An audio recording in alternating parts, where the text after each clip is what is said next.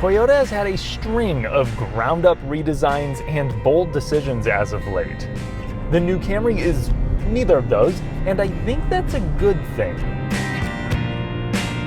In case you haven't heard, this was not a ground-up revision. Having them side by side, this is easily evident. The reason why I think this is a positive is largely centered around value. Unlike the new Prius, or especially the Tacoma, there wasn't a price increase if we're comparing the base hybrid 24 to the 25. The only big disclaimer here is that there's no more 2.5-liter combustion-only power plant, and we also have no more V6 or high-powered variant either.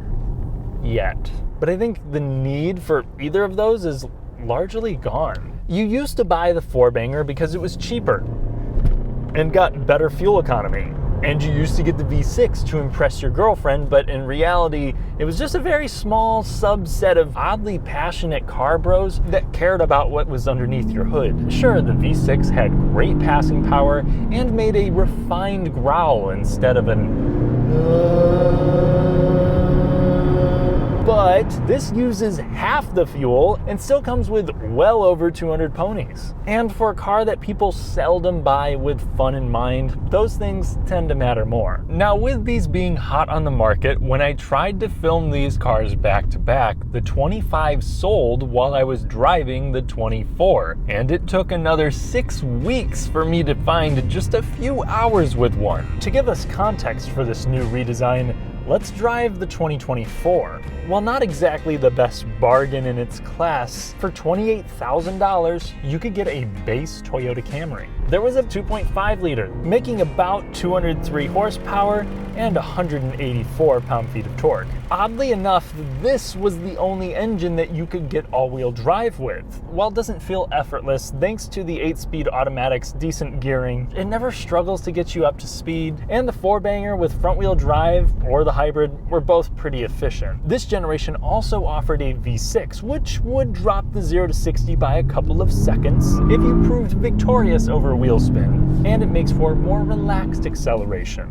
I could say the same thing about the hybrid that also felt a little more potent. But the real reason why I love the Camry is because on roads like this, which receive little to no attention by any government, it's forgiving. Especially with the extra sidewall here of the XLE, the suspension soaks up the pavement's punches like a retired boxer trying to get a check from a YouTuber. Even with the XSE or SE that improves body control, the ride is supple. And if you're looking for a smooth buying experience, let me recommend and thank the knowledgeable, community-focused Royal South Toyota in Bloomington, Indiana, the dealership that let me test drive a few Camrys to make this video possible. In addition to the SE and XSE, they also offered a TRD variant that packed a comical yet cool body kit, the V6, and a more backroad focused suspension. With or without it, the 2024 is not very engaging to drive. The idea here was isolation. The steering is relatively direct, it's predictable, I like how it's weighted, but there's really no feedback coming through here. It doesn't build up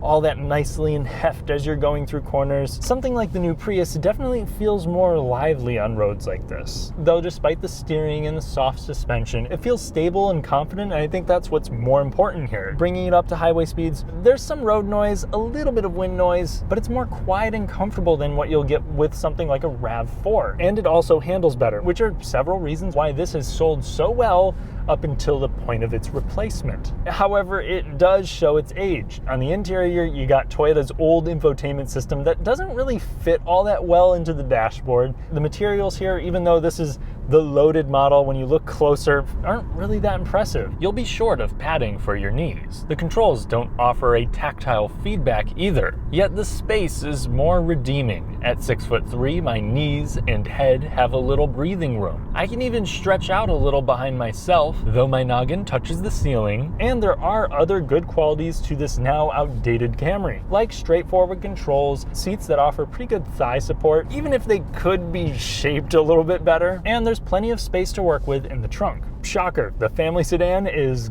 good for families. But today there's so many other great cars that boast similar practicality. So in order to stay relevant, Toyota did need to make some updates. And that's exactly what we got. Toyota has been completely reinventing some models, but they incur a price jump, and I just don't think something like that was entirely necessary when the bones were already so good. The biggest improvement for me is the interior design. This looks much more fresh while remaining functional and adding a little comfort. First, I'm glad to say that we have an infotainment system that doesn't protrude on top of the dash. And I'm glad that we still have clean physical inputs for the HVAC. And I like how they play around a little bit with this suede cloth material on the XLE. It seems like they cared a little bit more about the details here. For instance, the wireless charger actually works, something I can't say about a lot of other Toyotas. And this infotainment system is a big step forward from the old setup. Better resolution, better response time, wireless Apple CarPlay and Android Auto standard across the board. You can pair that up with a big digital gauge cluster or a smaller one, though this one has a really long animation if you change drive modes.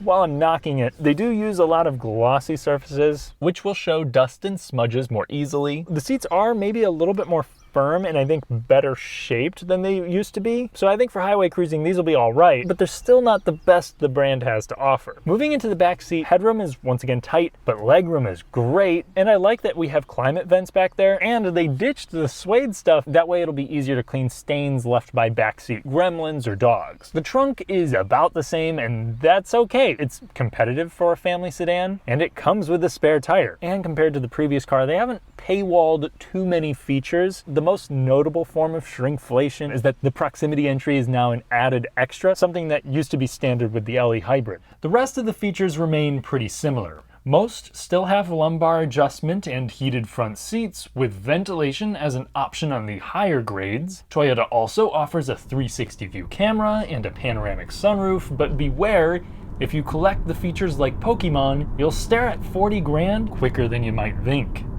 On the road, Toyota made the smartest move they could here and stuck with what they know better than any manufacturer really, and that's hybrids. They took a proven 2.5 liter engine and paired it up with their latest 5th generation hybrid system. This comes with more compact, more powerful motors that boost output to about 230 horsepower, and now you can get it with all-wheel drive and the hybrid that utilizes a second motor around the rear. There's no driveline connecting the two, allowing it to not hurt your efficiency too much. As with most Toyota hybrids, this comes hooked up to an eCVT, an acronym that will divide and confuse. This uses an electric motor to change the gear ratio, and then power goes through a planetary gear set, which helps this feel a little bit more linear than what you would get with a standard continuously variable transmission. However, pin the throttle and it'll still sound like harmonizing lawn equipment. Accelerating?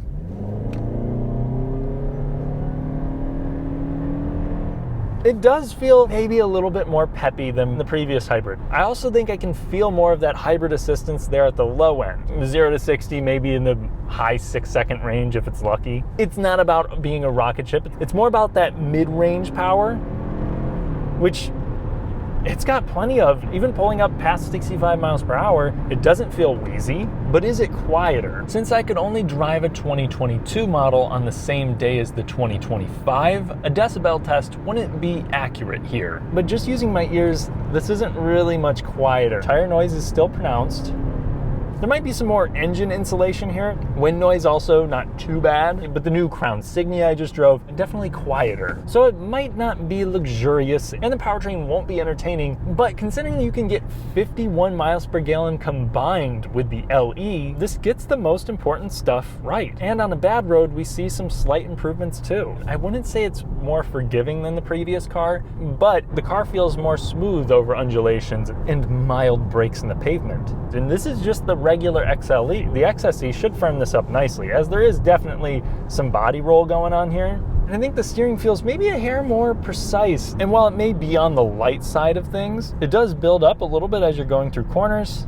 And the brakes are definitely more firm than they used to be. They require more effort. But I'm pleased to say that they do a seamless job of combining regenerative braking and the friction stuff. I'm also happy that when it comes to reliability, the previous generation car lived up to the Camry's reputation, and I explored that more in previous videos. With the new car sharing the same basic engine and platform, it should be a strong performer in the long run too. It has direct and port injection to keep the intake valves clean, and the eCVT is an extremely robust robust design. I'm sure there will be teething issues with it being a first model year, but it'll have a warranty, so I feel at least comfortable recommending this to people that highly prioritize reliability. This also comes with Toyota's latest Safety Sense 3.0. The lane centering is very capable. Spend the most amount of money and you can get it with a true traffic jam assist, which will let you take your hands off the wheel below speeds of 25, and it will also pester you incessantly. More important to me, blind spot monitoring will come with all now. If you're debating between a lightly used Camry and a new one, unless you're saving some serious dough or you have a V6 sized hole in your heart, I'd highly recommend going with the 2025. Most of the tweaks were minor. People purchased the Camry for its value, space, and trustworthy nature. Things the new model doesn't forget, but Camry folks also buy it for the comfort, efficiency, and ease of use, all of which I'd say were improved slightly. Add in more power compared to the outgoing hybrid, improved steering, and a freshened aesthetic, and you have a car that feels like it deserves the top spot once again. Thanks for watching. If you enjoyed the video, then please leave a like to help me take on the maniacal YouTube algorithm. Subscribe and hit the notification bell for more fun, detailed car content without fluff, and consider becoming a channel member for an additional podcast and to help me take on larger projects. I'll catch you in the next one.